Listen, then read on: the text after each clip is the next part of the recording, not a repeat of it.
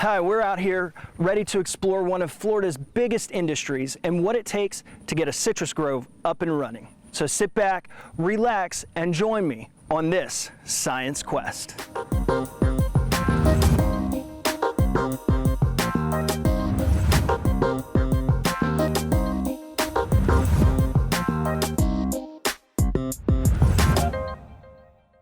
Hi, Chris. Hey, Stephen. How you doing? Doing well. I'm here with Chris Oswalt. He is the Commercial Citrus IFAS Extension here in Polk County. Chris, what is IFAS? What does that mean? Well, IFAS is part of the University of Florida. It's actually the Institute of Food and Agricultural Sciences, and what that is made up of is the resident instruction that goes on campus at Gainesville. It also encompasses the research centers that are located throughout the state of Florida. One here in Lake Alfred is the Citrus Research and Education Center, which is part of the University of Florida. And it also involves citrus extension agents, for which I'm a commercial citrus extension agent for Polk and Hillsborough counties. And my office is in Bartow, and we have county extension offices in all 67 counties in the state of Florida. So it's a pretty big organization then. Yes, it is. What does an organization like IFAS mean for citrus farming here in the region? Well, what we do here at IFAS and the University of Florida with our extension service is that the research centers generate the new science. They are the ones that make the discoveries. As extension agents, we are the ones that then take those discoveries and then put them and package them so that growers can apply them into their research or into their fields and their groves and remain profitable and continue in the industry. So we bring those new technologies to growers out in the field. So basically you're the research and development arm of the industry, basically. Well, the research and the development happens at the centers and on campus, and we are the delivery mechanism to get that educational information to growers. Excellent. Now, we're out here, it's really bright out here too. I see you got your sunglasses. Yep, I guess so. We'll go ahead. I guess I should have been a little smarter and brought mine. Now we're out here in this kind of open grove with little tiny trees. What does it take to get a citrus grove started? Well, obviously you need trees, and you'll get those from a citrus nursery. But here in this grove, it's already been planted, but I'm sure the considerations that go on for a grove are the same, wherever it's planted. Right. You need to have well-drained soil so that the citrus trees have, adequate soil, dry soil that can be irrigated so that they can... Now, why would it need dry soil? Because you would think just the opposite is that trees need water, they need moisture. Well, it's not so much dry soil as well-drained soil. Okay. Okay, so we need well-drained soil because citrus does not tolerate wet feet, as we call it. So I guess that's why it does really well in Florida. Really well on these sandy soils in Florida. The ridge soils, these real sandy soils up here on the ridge, are really, really good for citrus and have been for years. And that's one of the reasons why we are so competitive in the citrus industry in the United States, because we have the right climate and the right soil types to grow really good crops of Florida citrus. So drainage is important. That indicates, what soil types you're going to grow the trees on. You also want to look at the topography of the land, and you also want to consider that in as much as light interception. So you want to sunlight and leaves, they go together, and in order to grow fruit you need leaves, so you want to try to have your rows so that they get the maximum amount of sunlight that you can. As far as topography, you want to try to consider the fall of the land. Okay. You want to make sure that if you, in these rolling hill situations, that you don't plant your rows where it would impede the drainage of cold air, because you want, in certain instances, when it gets cold during a freeze and the winds are calm, that cold air is dense and it will flow to the low areas of the grove. That's something that I wouldn't think would be a major consideration, at least, not for me. Obviously, farmers, they know, but airflow, like that doesn't really even come into my mind when I think of how to grow a plant. Yeah, well, there can be big differences in elevation, and that's one of the things that growers do consider. When you're up on a higher elevation and then you have lower elevation in the same grove, that cold air can actually drain into those areas, and it can be considerably colder to where you would have freeze damage in those colder areas where you wouldn't necessarily up on the higher parts of the hill. So as we look out over this grove right here, this new grove, we see a slope, and and then it falls off. You're saying planting on the top of the hills is preferable then? Well, when you plant on top of the hills, when you have these cold events that are what we call radiation events, where you have no wind, very little wind, cold air has a tendency to drain. So it drains off of high areas to low areas. Okay. So the higher areas in those situations typically are warmer. So obviously when you're planting a new grove, you want to take that into consideration. If you have an area that's a bowl, that cold air is going to drain into that low area. So you realize that there's some things that you might want to consider when you plant in those low areas, that it's going to be colder, and if it's going to be colder, what considerations are you going to make for that particular situation in a freeze event? Now, I would imagine, we're looking at these tiny little plants, but those are going to grow into nice-sized trees. I would imagine how close you plant the trees and everything would also affect the airflow throughout the orchard, right? Correct. And as we today have gone to higher densities, in other words, more trees per acre, we've grown these trees. As they get closer together, they develop what we call hedgerows, and they tend to be a little bit easier to manage because we're managing rows of trees. And that's what we're looking at here is a hedgerow. Correct. This will develop into a hedgerow.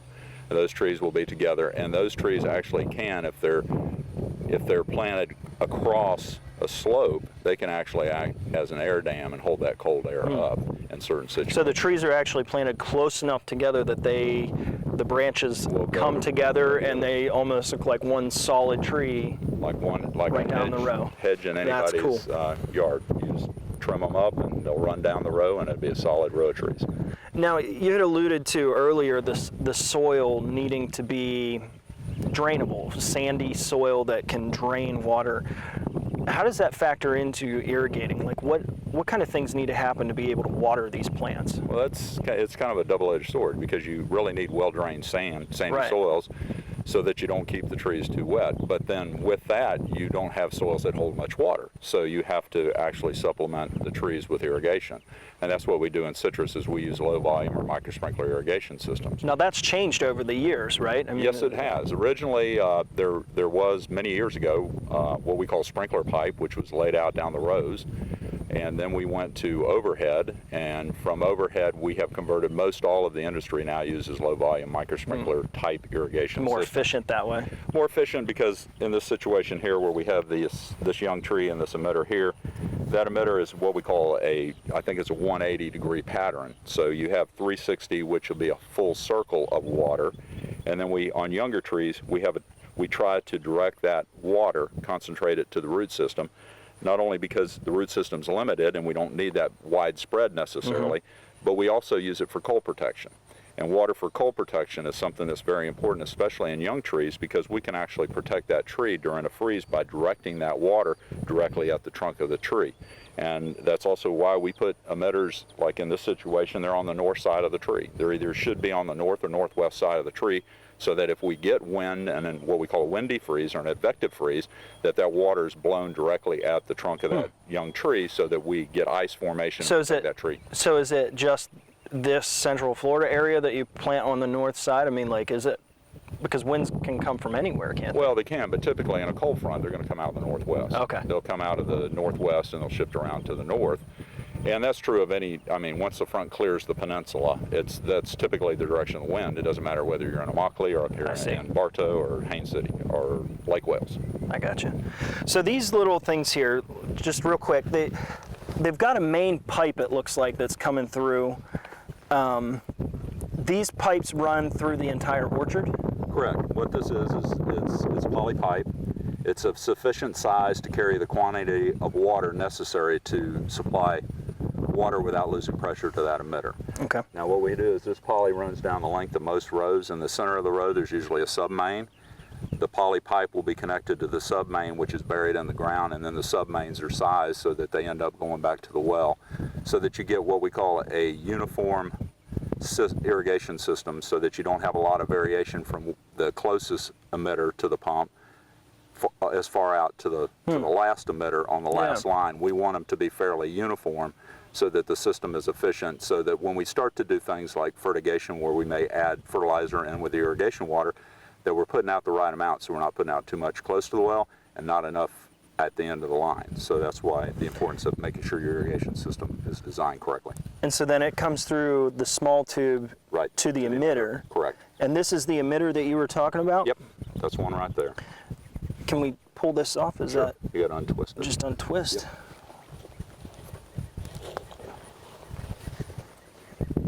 So show me what we were looking at. You were saying it sprays. Yeah, it sprays into... up, and what this is this looks like, I guess I misspoke, it looks like it's a 90-degree jet instead of a 180, and that's the angle of the opening here. And then there's a small hole in the center down here, and what we call the orifice, and the water comes up as a stream there, hits the deflector up in here, and then it sprays out this way towards the tree in this particular It's amazing that such a small, tiny little pinhole is enough to water an entire tree. Yeah, and they're different sizes, and they deliver different gallons per hour. There you go. Now you had mentioned fertigation. Just, I mean, maybe we could touch on that later or whatever, but just real quickly, what's fertigation? Fertigation is putting liquid fertilizer in with the irrigation water. Okay. So it's a combination of two things. You're irrigating and you're fertilizing at the same time, hence fertigation. Okay, and that's just like mixed at the pump or whatever? That's right, yeah. There'll be a fertilizer tank that will have a solution of fertilizer, and then when the pump comes on, if they're doing a fertigation event, then they will turn on the fertigation system that will inject the fertilizer into the well water. Not into the well water, but into the pump that's distributing the water. And that water then will have some fertilizer in it, and it gets distributed to the trees. Okay. But as always, with all our wells and stuff, we have backflow prevention, vacuum breakers, and check valves that are required so that we don't have any mishaps with our fertilizer. I gotcha, yeah. Well, Chris, this is really good stuff. Now, once you have your orchard planned out and you know what you're going to do to, for irrigation, how you're going to set it all up, how far apart you're going to space the trees, that kind of stuff. Now you need to get some trees. Where do you get them from? Well, you get them from a citrus nursery, and that's the next decision you have to make is what kind of a rootstock you want to use, what kind of variety you want to grow, and then you'll have to order those trees from a citrus nursery, and hopefully we'll get a chance to visit one. All right, well, let's go. All right, thanks. I'm here with Beth Lamb. She is the lab and research manager here at Phillip Rucks Nursery. Beth, this is a really interesting place. Tell me a little bit about your lab here. This was developed probably, maybe 10 years ago as an alternative to seed propagation when it became obvious that greening and other pathogens would be a factor in our ability to maintain the nursery. Phillip approached me and asked if I'd help him establish a laboratory. The process itself it's a highly efficient means of plant propagation. It's been around for many, many years, and it's not really one of those processes that's out in the limelight. Mm-hmm. That is, it's a behind-the-scenes process that's carried out with many, many crops. Why would there be a need for alternatives to seeds? What's the reason for that? Well, greening has one of the side effects of greening is that it limits the seed production in the fruit of varieties that are used for rootstocks. So if your seed blocks are no longer producing seeds, you've got a problem. You can't put roots under your trees. So here comes tissue culture. That is, it's been around for a while. I first started using tissue culture to clone citrus at the request of Phillip Rucks back probably in the 80s. That is, there was new varieties that needed to be propagated, and very, very limited stock, so we use tissue culture to amp up the varieties as needed. Now, in this case, it's a little bit more of a instead of just increasing new varieties so that they could be tested, in this case it's being used to propagate large numbers of clean stock to support the production of the nursery. So what do you have here? This is a plant tissue culture of one of the rootstocks developed by the United States Department of Agriculture. It's US 812. And it's the equivalent of a kind of like a miniature hydroponic culture. That is, the medium So is that like a gel type stuff that's in there? Yes, sir. It's like a gelled hydroponic solution with sugars and other growth factors and vitamins and plant growth regulators that cause the plant to branch or root or slow down growth or speed up growth, basically whatever we tell it to do. This is like a miniature hedge. That is, these plants, the reason tissue culture is so productive is the plants in here are growing on the order of about 10 times as fast in the lab as they would outside of here. Wow. It is this culture, they're harvested approximately every 5 weeks. Wow. So from your initial tissue, whatever it is that's going on there on the tiny little microscopic level, yes. From that point to this point, how long did it take to grow that if it's at such a fast rate? Well, to build a large crop of them, yes, we're going to start from humble beginnings, small plants, but we can rapidly, we can have them branch in this environment very rapidly. And from start to actual production, it can be certainly less than a year, 6 months to a year before you're productive, depending on the variety. And once every 5 weeks, you can go in and harvest the shoots from this and send them to the greenhouse to be planted and treated basically like a seedling. Now, I noticed like this looks a lot different than what you would picture a citrus tree looking. They look Correct. like little bushes. Why is it they look like bushes rather than trees? It's basically a hedge. That is, it's been harvested every 5 weeks and groomed and pruned to do that so that the shoots are harvested. So you every get more 5 weeks. shoots out of it than just a single, okay. Yes, there's many shoots. That is, a culture like that would yield probably, I don't know, maybe up to 25, maybe 30 shoots every 5 weeks. Now, Beth, as I'm looking into your lab here, I see rows and rows of different, I'm assuming different varieties and different cultures. How much supply is here? This was originally established to support the nursery, but the mission has expanded greatly. That is to support and supply plants to the industry as well. The plants that are in this lab, the vast majority have been DNA tested, and therefore they're true to type.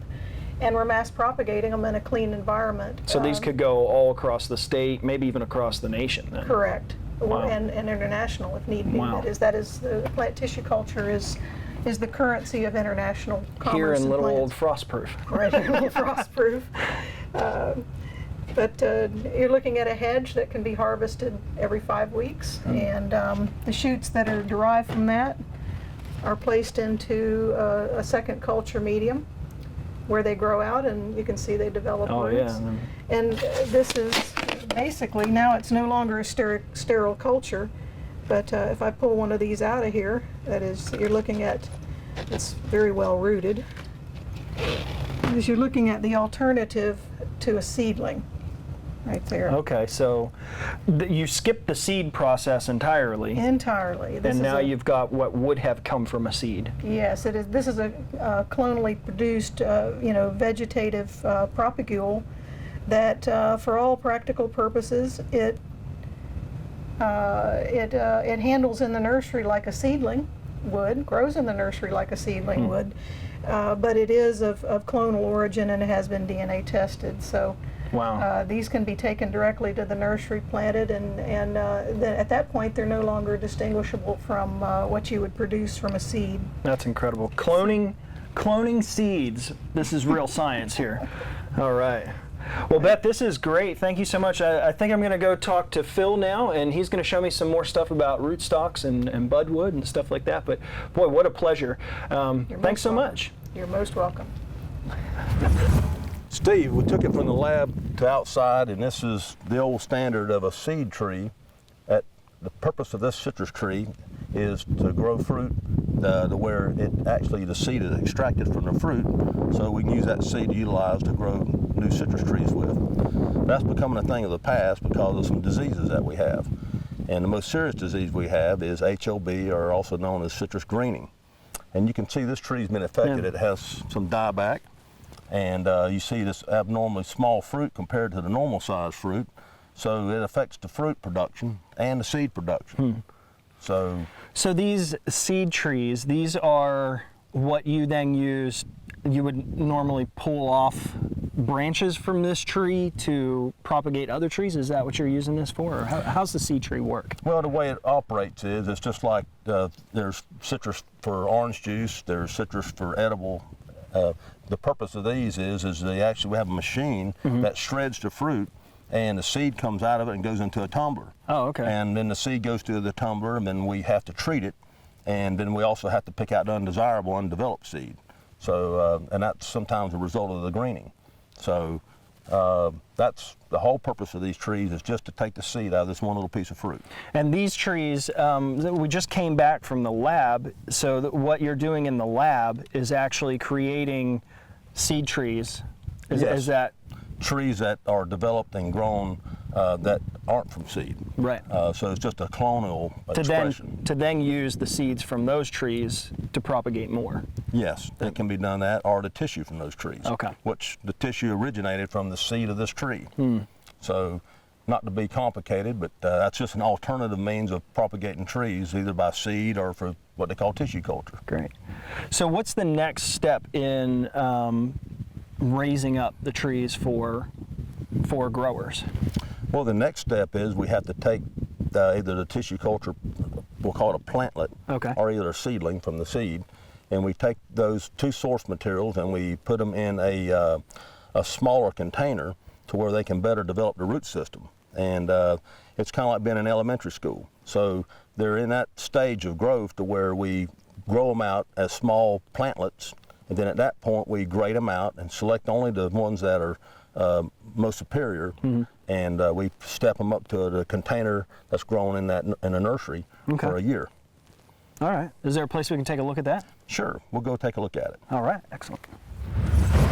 Okay, Phil, you've got me in this, as far as I can tell, a grow house or whatever you want to call it. You've got me suited up in my fancy protective gear. What do we have going on here? Well, this is actually the work area where all the work's done and growing the trees off and propagating them as far as budding and staking and tying, and it's what we call a workstation area. And we have all these tables that come in, and these tables have stations where different crews do different types of work on the trees, and there's probably 4 different types of crews that work in here. Okay. So, just so I can get kind of the workflow down, so you're doing some, you're doing the stuff in the lab, creating either you're growing seeds or you're making them in the lab, making them, and then they're going to little tiny pots, right? Right. And then they come to here. Right, and that's what I've illustrated here. There's 2 types of plants that, this one actually came from seed source. Okay. This is from tissue culture, and you can see they're almost identical. Yeah, I wouldn't Of course, be they're able to tell the different varieties, but they're planted in these little fabric container bags called an ellie pot. And it's a grow bag, and it stays in this container till it's about 2 or 3 months old. And then once it's graded and selected as a superior plant, Right. it's stepped up into a larger container. Okay. And that's what we're looking at here is the larger Such containers. as this. This is the larger container, so you can see the size of it. And this container is equivalent about a 1 gallon container. Okay. Once they're in the 1 gallon container, you've got a bunch of trees here. What happens next? Well, what happens next, once it's planted in a container, it has to grow and fill, the root system has to fulfill the container's potting medium we have in there, which is a coconut core blend. What's that look like? The coconut core? Yeah. Well, it's actually shredded coconuts, and it's got some chips in it. Oh, so it's real fine. It's real fine and a chip mixture as well. Okay. It's a blend. And so then coconut blend. the roots will actually intertwine through that whole Right. through that whole piece. Which usually takes about 100 days. And then after 100 days, we select the ones that are ready to bud. Okay. And that's where this tree goes to a complete transition of one variety into another one. So it's the variety you're actually going to eat or take juice out of, living off the root system of another one. You said about the rootstock and the budwood. What are the differences there, and why do they need to be combined together? Well, there's several reasons. The rootstock generally is to fit a site, the soil type, or a climate, or even compatible with that variety. 'Cause Right. some varieties don't like other ones. some varieties cannot grow on other rootstocks. Yeah. So we have to do a match game where we get the compatibility taken care of. So, but the rootstock is just as important as a variety. If you have the wrong rootstock, it doesn't perform well on that site. Okay.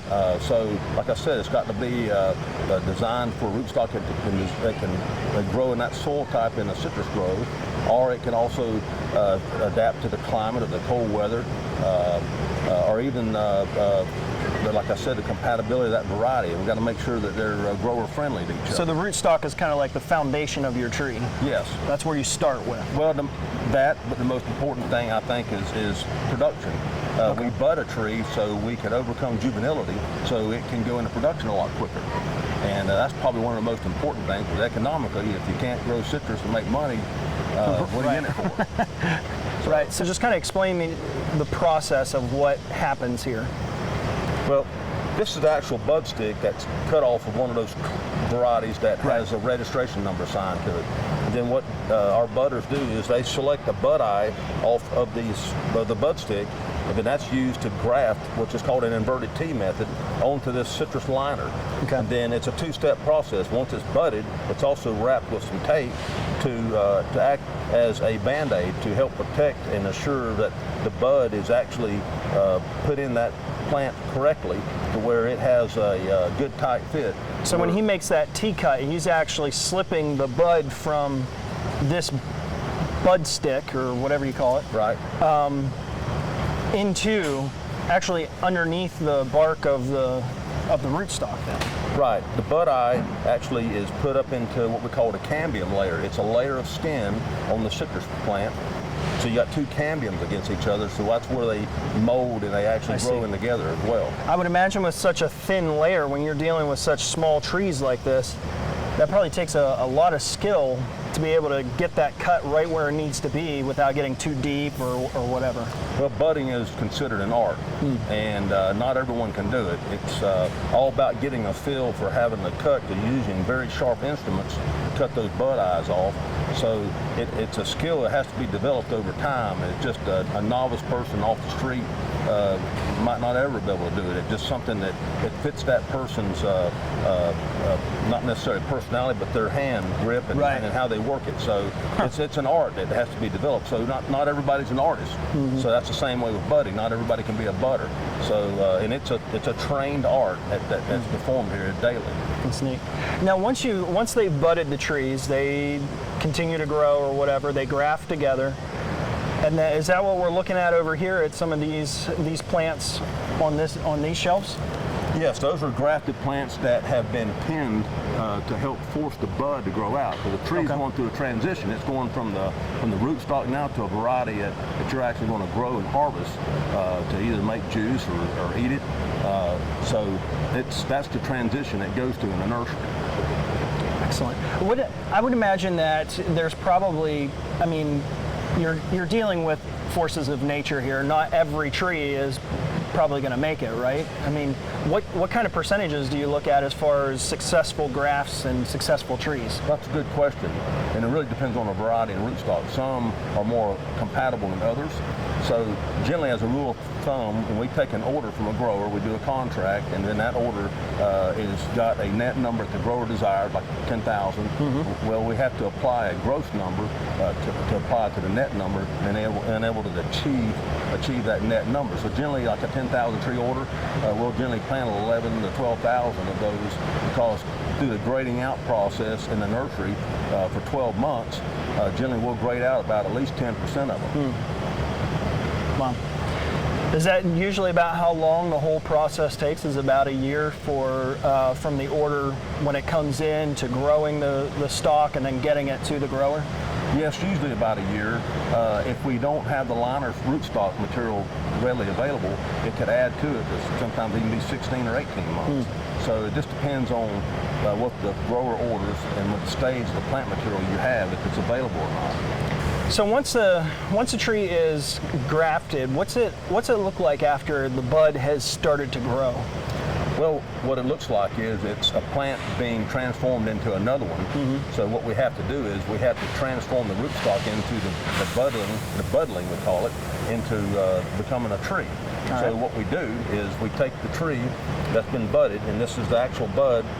It's probably about 2 months old. Okay. And we cut the rootstock, which is here at the end of my finger. We cut that off to where the variety you desire to harvest was now taken over, living off the root system of another one. That's pretty neat. It's pretty cool. All right, so then from the bud tree, it continues to grow. What's the next process with it? Well, the next process is it has to grow now. It's becoming from a child to an adult or teenager. So in that process, that growing process over time, which is several months, that bud grows and has to be trained. The tree has to be trained and staked and tied, so we're ensured to have a straight tree. So this tree here is a perfect example of that. So we've applied a stake to it. So the one that we just saw was just like this, only smaller. Right. So now that it's started growing. So now, yes, so a stake's inserted where the bud is here.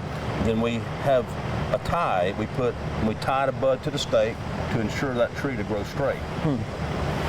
Do you have to keep coming back and retying as it grows? Over time, the tree will try to rejuvenate, and you'll even have root sprouts come out on the root stalk. We have to sprout those. So you're constantly trimming the root stalk, right, along with. It's a lot of handwork. 65% of the cost in the tree is labor. Yeah. For this right here. Wow. And then this is what would be delivered to the farmer, or to what's delivered to the grower. Awesome. Well, Phil, this has been really good, really educational. It's amazing to see what all goes on behind the scenes. I've talked to Chris, and we went over kind of what it takes to prep a site, and now we've kind of got a good idea of what it takes to propagate these trees and get good, healthy trees. So now I'm going to head out into the field and take a look at what happens after the trees get a little bit more mature. Thanks so much, Phil. Appreciate it. Thank you, Stephen. Hi, Jay. Good morning. I'm with Jay Duggar. You're the production manager, right? Correct, for Peace River Packing Company. Okay. Now, Jay, we just came back from the nursery and we saw how the root stalks are developed and everything like that. Obviously, we're standing in an orchard that has been here for a while.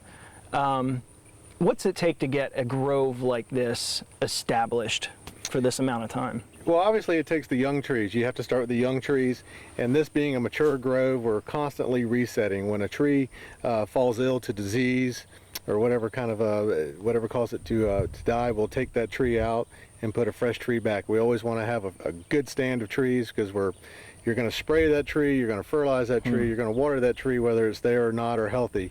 You definitely want to have a grove that's full of trees that are going to make the team. So. Yeah, and that's why we're looking at different sizes. I mean, you can kind of tell this one's a little bit of a newer tree versus one that's an older tree. Correct. Now, does that create issues when it comes to, pruning the trees or, that type of stuff? It does create some issues, because obviously when you have a smaller tree, you're going to have more sunlight under that tree, so that your weed control under that tree needs to be a little bit more aggressive than a full tree that has a full canopy, that has more shade on the ground, that you don't have the weed pressure.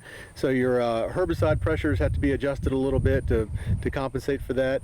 You want to send people through the grove just to kind of take care of that tree a little bit better, just to make sure it gets up in size as adequately as possible. Yeah. Now, earlier when I was talking to Chris, we had talked about what it takes to get the land ready to plant the trees. There's a lot, though, once the trees are here, that needs to be done in order to maintain them. What are some of the things that you've got to do? We definitely have to spray the trees. We probably spray 10 to 12 times a year. Now, when you say spray, what? Spraying the whole tree. Taking a speed sprayer through the grove, spraying the whole tree. And would that be for like insecticide, or was it? Insecticides, fungicides, even nutritionals we'll put in there to help the tree, stimulate the tree along to grow. But we'll come through here probably 10, 12 times a year doing that practice, trying to keep the tree as healthy as possible, trying to keep it in a great state. We're fighting the psyllid pressure that we have everywhere, and that's probably our number one enemy right now. So we're at constant battle with that. How do you know? Do you have a schedule or something, or do you have to physically check the trees, look at the leaves? How do you know when it's time for a grove to receive a treatment? We have a scouting service that we rely on. They're in the grove every 2 weeks. Also, myself is in the grove, quite often. Always kind of taking a survey of the grove. Right. What kind of pressure do we have in the grove? Are our psyllids starting to rise? Are our rust mites starting to rise? It's definitely rainy season, so we may want a little more fungicide this time of year. So we rely on a scouting service, but moreover, it's just spending time in the grove and seeing what the tree needs and giving it what it needs at the time to so it can have everything it needs. Now, there's obviously a lot of different, you keep mentioning, an array of different sprays and things that you have to do. Let's talk a little bit about some of those individual things. You mentioned the fungicides when it's wet. What does that do? Like, what kind of stuff are you using to help with that? We primarily use a copper-based products, but we have certain diseases, greasy spot, canker is another big one for us. On some of your fresher varieties, grapefruit for instance, you have a melanose pressure. They all kind of will fight against those pressures of fungicide, so we'll spray the grove with those to help with those diseases. Now, fungus it's a living organism, right? So once a fungus gets on a tree, I mean, you're spraying for preventative stuff, right? Yeah. I mean, is there anything that you do once you see a tree has fungus on it? There are certain chemicals you could spray that'll probably combat it, but we're trying to be preventative versus on the backside of it. We try to be in front of the rainstorms or in front of the events that may cause these funguses. Another one that's really hurt a lot of people this year is PFD, which is a post-bloom fruit drop. Okay. And that's affected a lot of people. And that weakens the stems, or what happens? It'll allow the fruit not to develop, and it'll actually drop off. Oh. Therefore, you won't have a yield on a tree. And that's definitely one you want to do preventative versus on the backside. And what do you do to prevent something like that? Is fungicides that again. Same fungicide? Fungicides, yeah. Now, for each different type of fungus, does it take a different type of fungicide? Yeah, it definitely does. Definitely does. You got to put the right fungus for the right application. And of course, we live in Florida. It's the land of bugs, I call it. It's supposed to be land of flowers, but whatever, I call it the land of bugs. That makes a huge impact. You had mentioned, fighting the greening and, the psyllids and all that. What goes into determining what type of insecticides and what type of treatments that you're going to put into the grove? A lot of it has to do with the pressure that you have at the time. It's just like going to your doctor. You want the right treatment for the ailments you have, and we come out here and look at what our pressures are as far as disease or bugs, and we spray accordingly.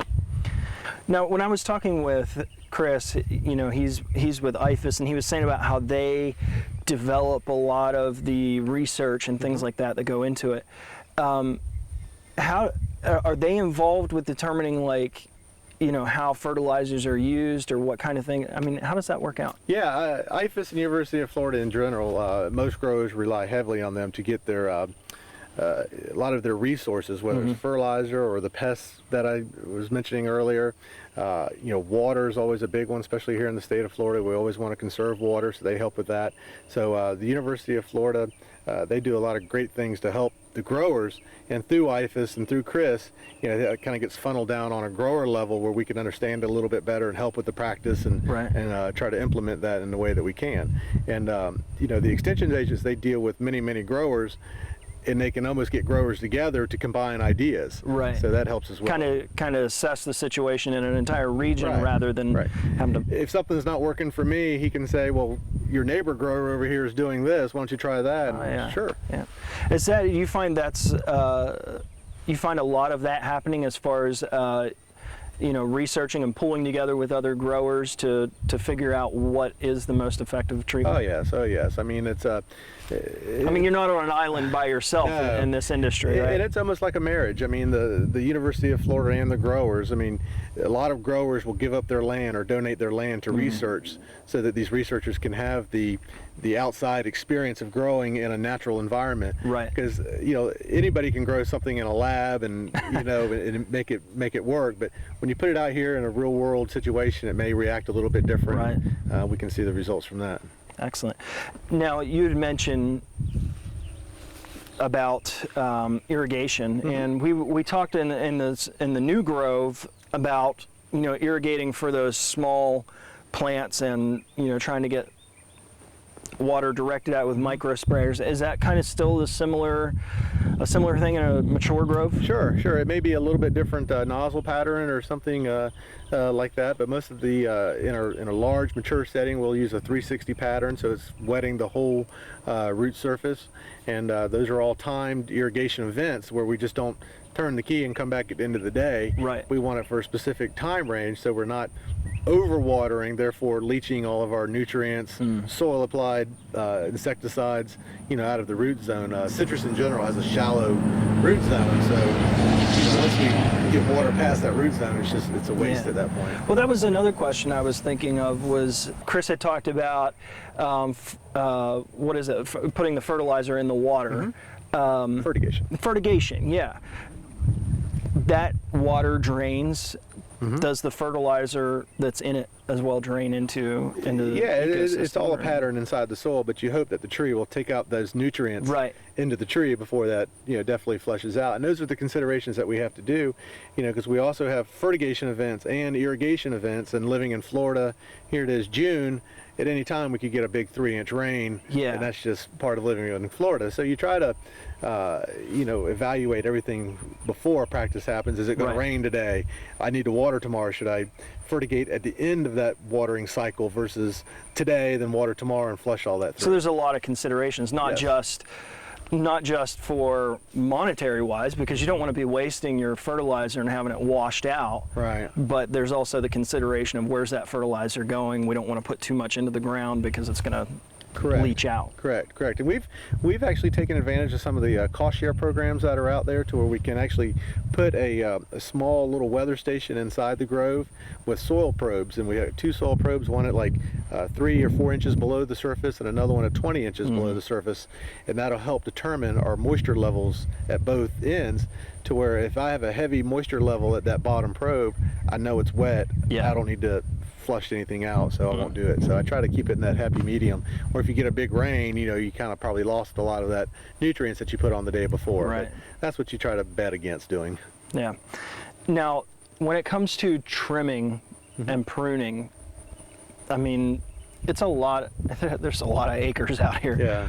What's the process of deciding when a tree needs to be pruned, or when an entire grove is getting a little, Well, we kind of call that the hedging and topping. Hedging if we just go down the row, or topping if we want to take some height off the tree. A lot of it depends on your grove setting. If you have different groves that are have a tighter setting, and there are a lot of trees per acre and that sort of thing, you may have to hedge it a little more often just to get equipment down there, or also help with sunlight. That's probably one of the bigger issues of topping or something like that, to try to get more sunlight inside that tree for more internal growth. Plus it also keeps the height of that tree down. In Florida we still rely on manual labor for doing our picking and that sort of thing, so if a guy has to climb a ladder way up and way down, that helps with his practices also. Excellent. So Jay, there's a lot of different things obviously that we've talked about, but one of the things that I'm really curious about is, we had mentioned you got to know when to do your applications and all that. How do you really know the health of a tree? As far as nutrient levels, we'll take soil testing, and we'll also take leaf testing, if you want me to show you.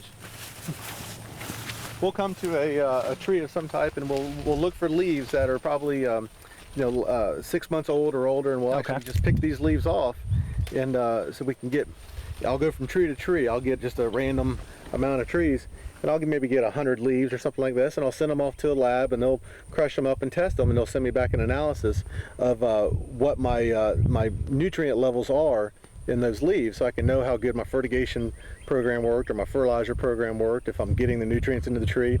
And IFAS, University of Florida, they have a set standards for citrus where your levels should be, and it's a real easy test to read. Either you're going to be low, normal, or high. So something like on nitrogen, you don't want to be high, but you don't want to be low. You want to be in that optimal range, right in the middle.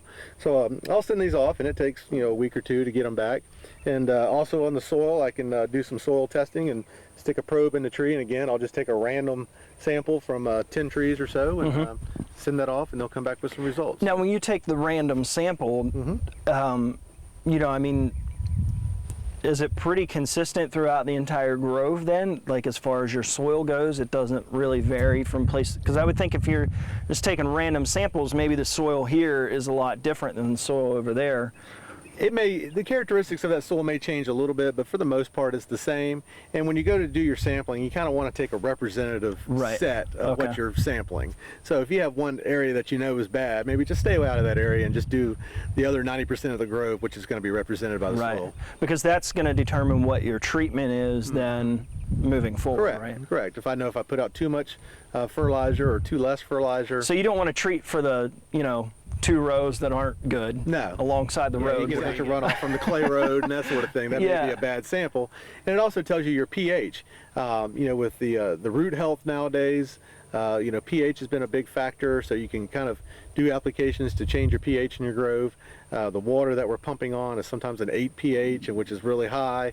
So there's different factors. It'll tell a story from a test. It'll know what's going on in the grove. It's interesting that you mentioned the water, because I know that there's been some talk of, when you're pulling water out of the aquifer, depending on where it's at, it can be a little bit more, I don't know, they call it brackish or the pH of the water. Yeah. So does that also, when you're developing a grove and you're looking at what it's going to take, does that come into consideration what your wells look like? It does. It comes into consideration, but there's some things that you can do on the on top of the earth. You can put something in your water, a water conditioner or something like that, to help bring that pH of that. So very similar down. what you do with the fertigation, you can do with an actual pH treatment. Correct. And of course that fertigation, I remember Chris saying, there's like all kinds of stops and different equipment to make sure that there's no backflow back into the into the water supply. You're correct. Yeah, backflow devices. There's several checks, because you always want to have water on top of the ground. You never want to send fertilizer on top of the ground. You don't want to send anything down the well. Well, it's interesting spending the day out here with you guys, getting an idea of what, and I feel like we're just scraping the surface. There's so much more that we could go into, but it really kind of gives you an idea of what it takes to grow this fruit. We go to the store and we grab a container of orange juice, but when you see what actually has to go into growing this fruit and the constant battle against bugs and disease and fungus, it's really something. Yeah, it's a lot. It's something to be proud of. We're citrus growers and we love what we do, and I don't think we'd want anything different. That's great. Thanks, Jay. Thank you. All right. Well, that's about all the time we have for today. So join me next time as we seek out yet another science quest.